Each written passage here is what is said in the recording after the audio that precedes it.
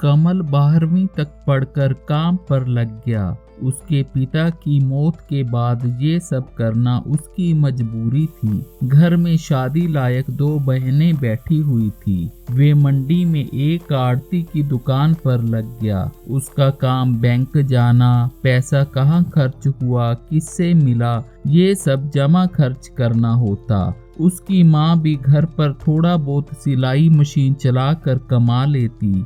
उनके रिवाज था कि दोनों लड़कियों की शादी एक ही घर में होती है। रिश्ता आया और कमल की बहनों की शादी धूमधाम से हो गई। उनके पास थोड़ा बहुत शादी के लिए जमा था, पर कमल की माँ शादी में कोई कसर नहीं छोड़ना चाहती थी। सो माँ ने कहा कि आड़ती से ब्याज पर लाख रुपए पकड़ ले। कमल ने ऐसा ही किया। अब बहनों की शादी तो करनी ही थी। कमल की तनख्वाह 10,000 से बस घर का गुजारा ही चल पाता। कमल ने सोचा बहनों की शादी के बाद खर्च कम कर लेंगे और पैसे उतार देंगे, पर शादी के बाद खर्चे और बढ़ गए। कमल की माँ ने कहा, बेटा शादी के बाद शुरू में लेन देन करना ही पड़ता है। ये सब रीति रिवाज तो करने ही पड़ते हैं। साल बाद कमल की दोनों बहनें माँ बनी तो कमल को फिर से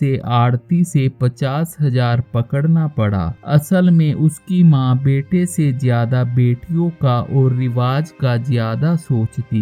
ब्याज बढ़ता गया और कमल दुखी रहने लगा। वे कभी कभी कुछ ब्याज दे देता। थोड़े साल बीते तो कमल की माँ ने उसकी भी शादी कर दी। अब उसकी शादी में बहनों के ससुराल वाले आए तो फिर से कमल की माँ ने खुलकर खर्चा किया और इस बार रिवाज के नाम पर उसे घर की रजिस्ट्री रखकर पैसे लेने पड़े। अब शादी के बाद कमल के खर्चे भी बढ़ गए। अब ब्याज पर ब्याज जुड़ता गया, पर कमल की माँ तो हर त्योहार पर अपनी बेटियों को अच्छे से देना चाहती थी। माँ हमेशा उसे कहती, बेटा अगर हमने कम दिया तो हमारी बिरादरी में कुछ ना रहेगी। कमल अंदर से घुटता रहता और उसने चिंता में शराब पीना शुरू कर दिया। कमल के 2 बेटे भी अब एक 5 का और एक 7 साल का हो चुका था। ब्याज लग लग कर रकम 12 लाख हो गई, पर कमल की माँ का लेन देन का रिवाज वैसा ही रहा। इतने सालों से पैसा ना चुकाने पर आड़ती ने घर अपने नाम पर करवा लिया।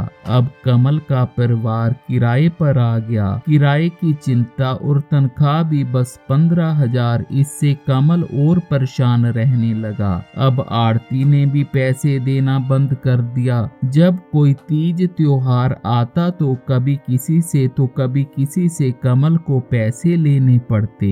2-3 साल बाद लेनदार परेशान करने लगे तो उन्हें शहर छोड़कर जाना पड़ा। दूसरे शहर में कमल को एक फैक्ट्री में 20,000 में नौकरी मिल गई, पर उसे रात को भी वहीं सोना होता। घर वहां से 15 किलोमीटर दूर था, इसलिए खाना भी खुद बनाना पड़ता। दिवाली आने वाली थी। कमल की माँ ने कमल को फोन किया और कहा, बेटा दिवाली आने वाली है, तेरी बहनों को सौगात भेजनी है। अपने मालिक से 20-30 हजार एडवांस पकड़ ले। तेरे बेटों और बहू के भी कपड़े लेने हैं। कमल ने कहा, देखता हूँ माँ क्या होता है। तो कमल की माँ ने कहा, बेटा रिवाज तो निभाना ही होगा, नहीं तो उनके ससुराल में क्या सोचेंगे। कमल ने फोन रख दिया, पर उसे चिंता ने पकड़ लिया। वे सोच रहा था, क्या सारी उम्र यूं ही निकल जाएगी। किसने ये लेन देन के रिवाज बना दिए। रात को भी वे सोचते सोचते चिंता में लेट गया। अचानक उसे घबराहट होने लगी। उससे उठा भी ना गया। चौकीदार गेट पर था, लेकिन कमल का उसे बुलाने के लिए मोबाइल पर हाथ तक ना पहुंच सका।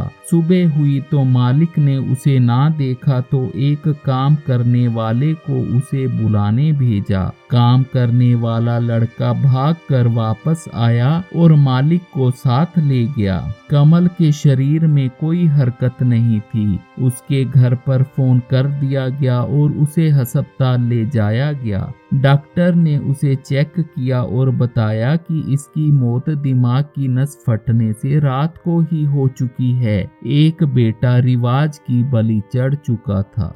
रिवाज का बोझ बच्चों पर इस तरह भी ना डालो कि रिवाज जिंदगी पर भारी हो जाए। राधे राधे। आपका सहयोग हमारे लिए जरूरी है। कृपया सब्सक्राइब और लाइक जरूर करें।